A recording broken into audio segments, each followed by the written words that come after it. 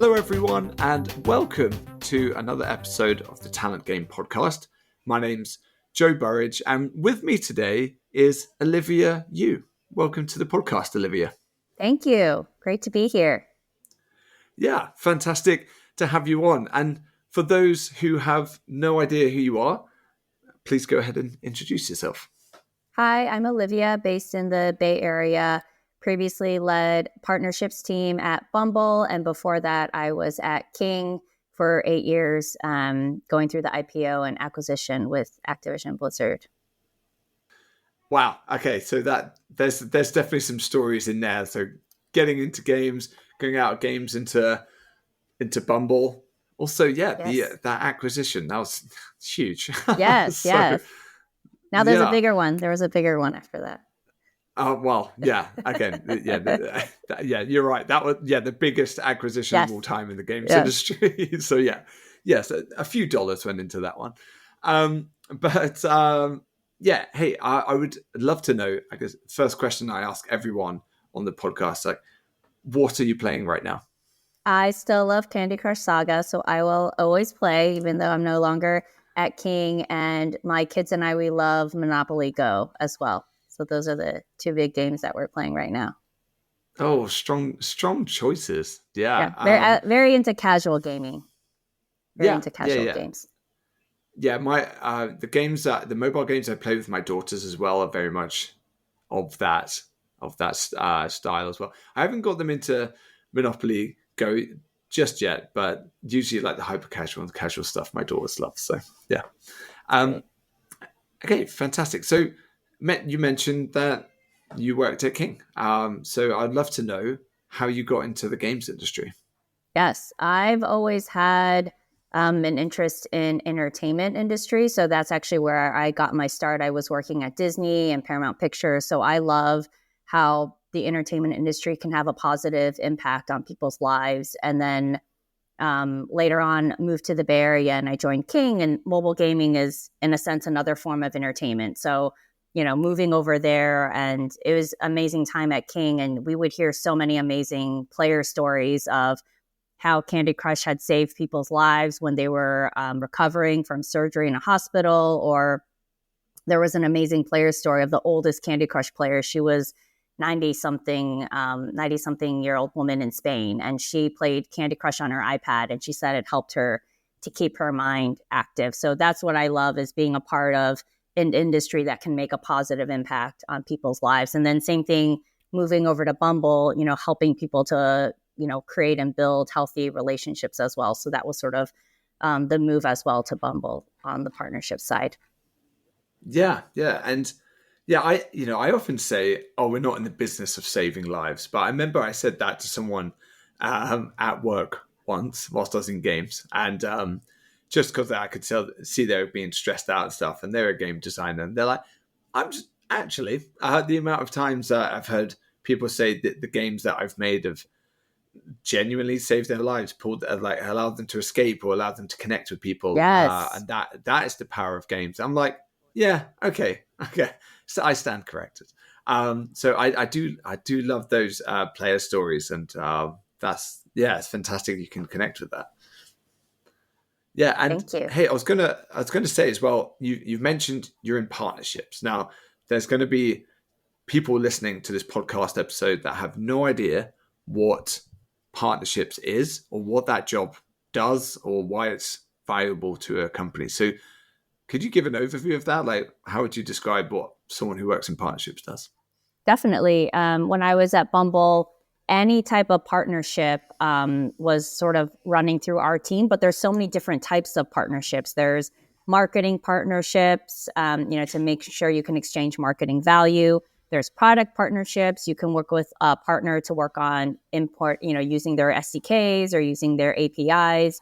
We've done some of those. There were distribution partnerships. So I did this also at King, where you work with the App Store team, Google Play Store, any other distribution platform that you want to have your game or app on. So when I was at King, we also worked with the Samsung Galaxy team, Amazon App Store team at the time, Microsoft Windows. We also worked with Asian distribution platforms, including NetEase and Tencent. So there's a lot of different types of partnerships to your point. There's also carriers you can work with like AT&T and T and Verizon.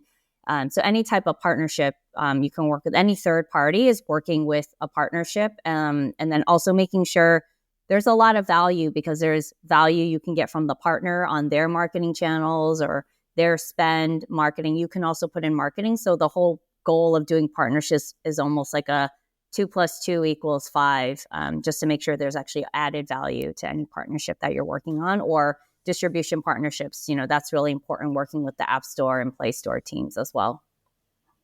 Yeah, thanks. Great. Thanks for that overview. Because I think from the outside, it sounds like sales to some people, partnerships, but it's very, very much not, right? Yes. I mean, that could be one component of partnerships, but there's so many different types of partnerships that you can do. So, working with distribution platforms, that has nothing to do with sales. It's having your apps and games on the platform and like working with the partner managers on those platforms just to make sure increase your game's visibility, or making sure there's programs you can be included, or product, making sure you're included in their product roadmap or launched product features as well. So we did a lot of work when I was at King and Bumble with the platforms. Yeah, great. Thank you. And going back to that explanation of your career and how you got into King, I think it's great that you found that common thread going from, like I said, Disney and Paramount, the world of film and entertainment, through into gaming, specifically mobile gaming, and then into something like Bumble, which is a mobile app to find hopefully the one, the life partner. But you managed to find a common thread, and whereas I see those as like three very different industries. So do you feel like those companies are bound to have different cultures, but did you find that the different industries, let's say film, entertainment, gaming, and then tech, did have certain traits or cultural differences as well? I mean, I think when I was in entertainment at the time, there was a bit of resistance to streaming platforms, like, and also getting into streaming. Obviously now that's, the biggest push across all the entertainment companies, but it's just interesting to go from entertainment and then to mobile gaming, where mobile was like the really big focus. And when I joined Candy Crush, it was at the height of Candy Crush. And that's actually when Candy Crush was very big on Facebook.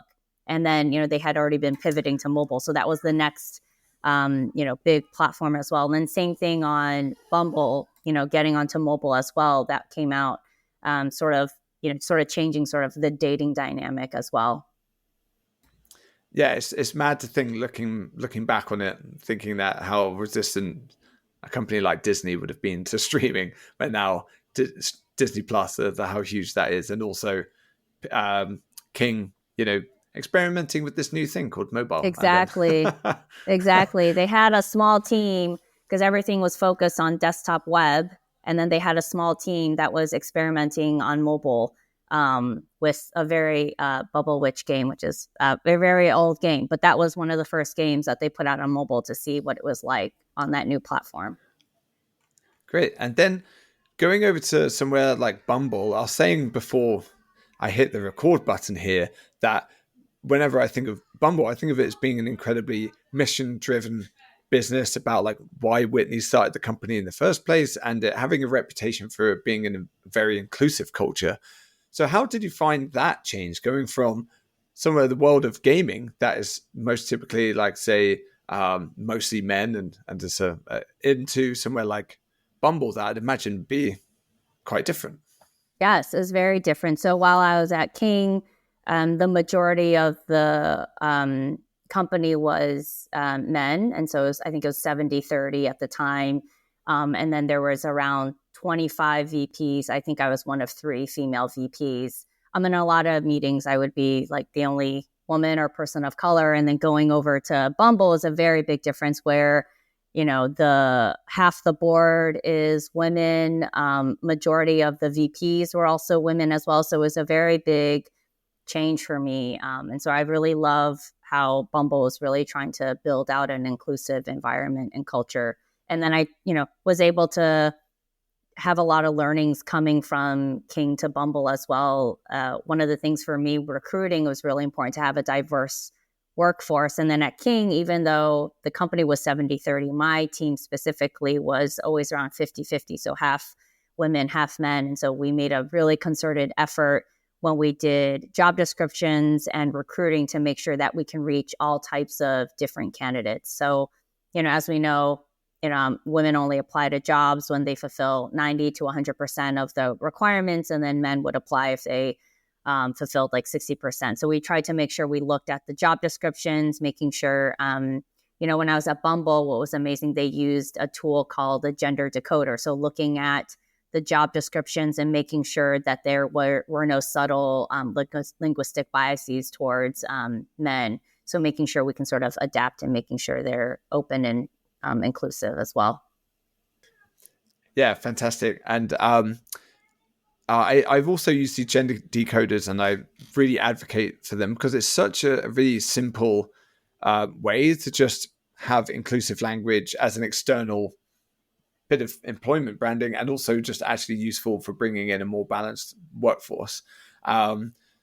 Yeah, again, we were talking about this before the record button was pressed, but there's a free one out there for anyone listening called, if you type in gender decoder catmap field, it's great, highlights feminine language, masculine language, and the whole purpose of that is that women tend to apply to ads that have more feminine language, and men, it doesn't seem to make any difference. So you're always better off writing feminine coded job ads. That's just like the hack there. But going back to then that experience, you're saying like it was a cultural change, right? Going into Bumble with this, but so I'm assuming positive change. Yes, positive. Yeah. Yes, but very big adjustment. Yes. Yeah. And what would you say then is like the big advantage then of having a more balanced team? Like, how did that actually play out when it came to things like meetings and decision making and hiring? Like, what were the knock-on, say, positive effects there? Yeah, I think just having diverse opinions, being aware of biases as well. So a lot of the times we also, reminded people how to run effective meetings, just to make sure in the meetings, not the most senior person spoke right away. Because once the most senior person speaks, then everyone sort of agrees with that person's ideas and feedback. So we also, recommended for everyone to go around the room, or making sure there's a more equitable way for everyone to share feedback. There's also ways to support people who have more introverted ways of sharing feedback. They may not want to share a feedback during the meeting. They may want to email feedback afterwards. That was also another way. We want to encourage different ways of communicating. We also really wanted to remind people that women are 3 times more likely to get interrupted during meetings, right? So making sure people are aware of interrupting or mansplaining behaviors. And then also whoever sets up the meeting, that they should send out an agenda beforehand, make sure there's a set agenda, what the goal of the meeting is, what the topics will be about. And then also that person who set up the meeting, they should also be taking all the notes and then sending out notes and recap after the meeting. So making sure, a lot of the women get assigned non-managerial tasks, such as note taking, or a lot of tasks that don't get taken into account for like promotions. So making sure whoever sets the meeting, they should be running the meeting, and then making sure it's organized and structured during the meeting as well. And then afterwards, there's clear next steps and action items for everyone. Yeah, I love that, because it is purely just an education exercise that can just, that just can have a massive, massive positive knock-on effect throughout the entire business. Like, I think about some feedback I've received in my career, like, sometimes being too bullish with putting up my hand. I'm never very afraid of putting up my hand and voicing my opinion, right? But if you're not, told or trained, or, if you're just going in there with your default and then you are easily interrupting people, or you're stepping over people, even if you have good intentions, unless you're actually trained on that, and those ideas are brought to you that you've never heard before, then you'll never be adapting your language or your communication effectively. So it is just as simple as, by the way, women get interrupted 3 times as much, or the plenty of the examples that you gave there. I love that. Yes, exactly. Yeah.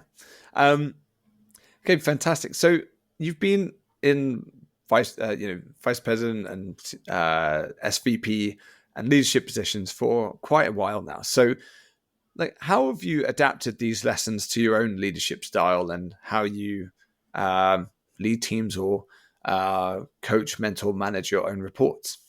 Yes. I think for myself, one thing I did at King, because there were so few other women VPs, we sort of made a pact where before any leadership or executive meeting, we would support each other in those meetings. So, if I said something, someone would say, oh, Olivia made a great point. So sort of following up and to continuously, making sure the conversation flowed. So I think there were things that we could do as senior women is to support each other. We also made sure that we can mentor more junior women as well. So there were sessions that we ran in the different King offices. So in London and in Stockholm, we would have panels of the senior women and then sort of invite everyone to come, listen to our panels or have like smaller lunches with the junior women as well for them to ask questions or get to know us. So there were different things that we could do to support each other and then also to support the more junior women while at King. And I think, as I mentioned before, some of the ways if you lead effective meetings is to make sure everyone can get a voice or opinion as well. So making sure junior people can also share their opinions and feedback. And, when I was at King, more of the junior people were women. So making sure that they also give an opportunity to share their ideas and feedback as well.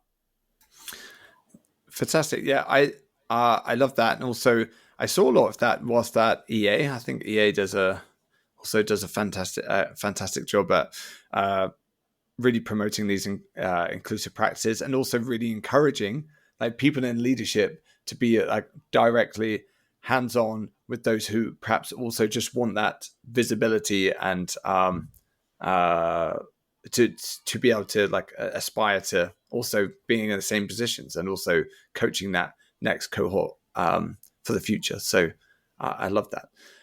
Do you have any advice then? So for I guess in terms of the world of being remote and being visible and mentoring from others, like I work remote full time now, and I know you've like taken advantage as well of working remotely. I think there's been a lot of discussion around because you're not all in the office together. See, though, if you're a bit more introverted or quiet or not seen as much anyway, that gets magnified now that you're working remotely. So, do you have any Right. advice for people who are working remote but still trying to, I guess, excel and be visible and progress?